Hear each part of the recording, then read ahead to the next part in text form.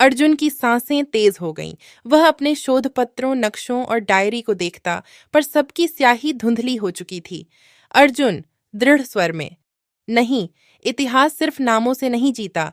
अगर सच खोजा जाए तो वही अमर रहता है। मैं हार नहीं मानूंगा। जैसे ही उसने ये कहा, खाली पन्नों पर शब्द उभरने लगे और उसके सामने का दृश्य गायब हो गया। दूसरी ओर मीरा ने खुद को एक तंग सुरंग में पाया। दीवारें धीरे धीरे सिकुड़ रही थीं।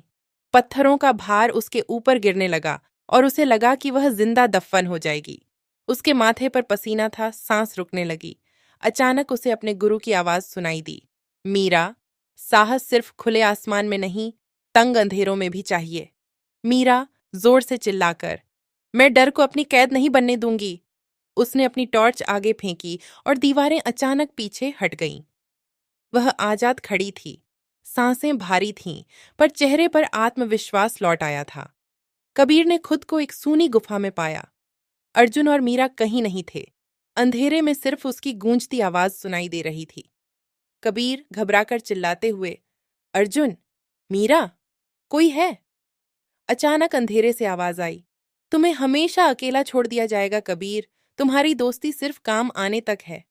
कबीर की आंखें भर आईं, पर फिर उसने गहरी सांस ली और कहा, कबीर, नहीं, अर्जुन और मीरा मेरे दोस्त हैं, सिर्फ साथी नहीं। अगर वे यहाँ नहीं हैं, तो इसका मतलब है कि मुझे खुद पर भरोसा करना होगा।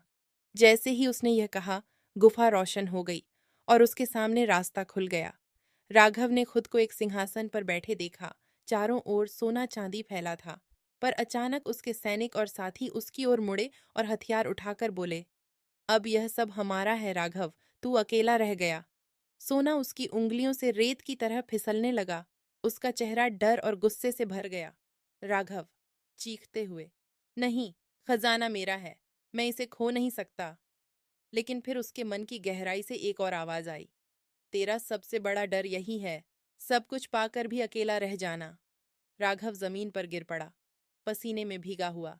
जब उसने आंखें खोलीं, वह फिर उसी गुफा में था, बाकी सबके साथ। धुंध छौंटी और चारों एक ही जगह खड़े हो गए। हर किसी की आंखों में थकान थी, पर साथ ही एक नई शक्ति भी। अर्जुन धीरे से, हम सब ने अपने अपने डर का सामना किया, अब हमें कोई रोक नहीं सकता। मीरा अर्जुन की ओर देखकर, यह परीक्षा सिर्फ खजाने के लिए नहीं थी, बल्कि हमें यह सिखाने के लिए कि असली ताकत भीतर होती है। कबीर मुस्कुराकर, ठीक है, अब मेरा डर खत्म हो गया। पर राघव का क्या? लगता है इसे अब भी सिर्फ सोना चाहिए। राघव चुप रहा। उसकी आंखों में अभी भी लालच और गुस्सा झलक रहा था। भय की परीक्षा पार करने के बाद वे एक चौड़ी गैलरी में पहुंचे। गैलरी के अंत में एक विशाल पत्थर का दरवाजा था, जिस पर स्वर्णिम नक्काशी की गई थी। सूरज, चांद, सर्प और ताज, सभी प्रतीक एक साथ चमक रहे थे। मीरा आश्चर्य से, यही होगा खजाने का अंतिम द्वार। कबीर ड्रोन से स्कैन करते हुए, इस दरवाजे के पीछे एक बहुत बड़ा कक्ष है, पर इसे खोलने का तरीका समझना होगा।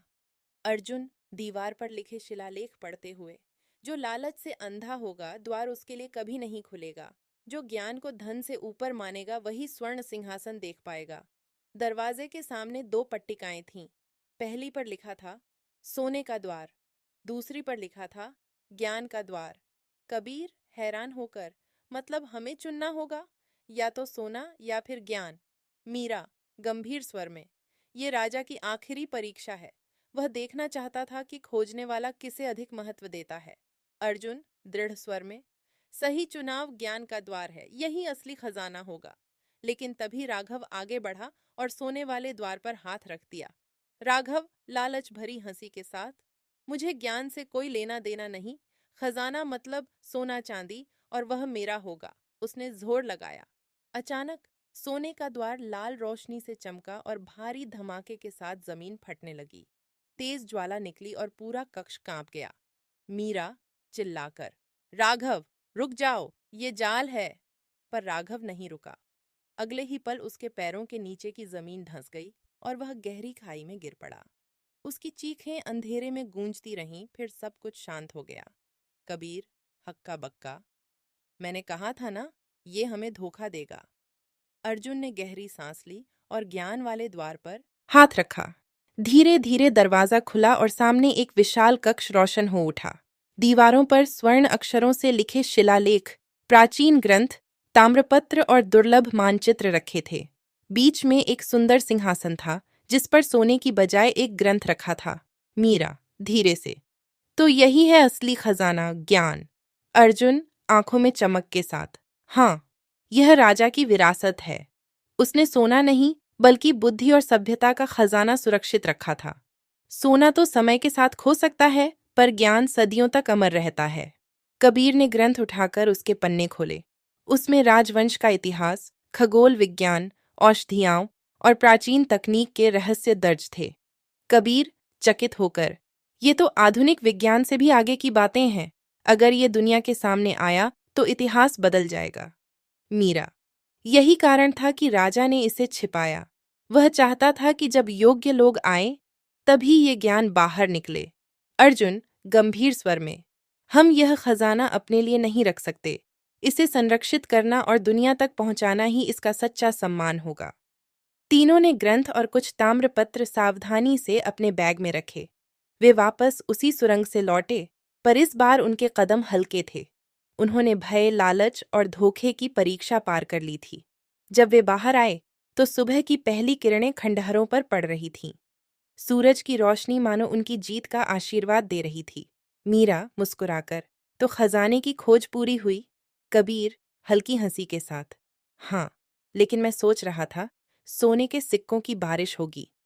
अर्जुन आसमान की ओर देखते हुए, हमने जो पाया है वह सोने से कहीं बढ़कर है, और यही सोनगढ़ का असली खजाना है।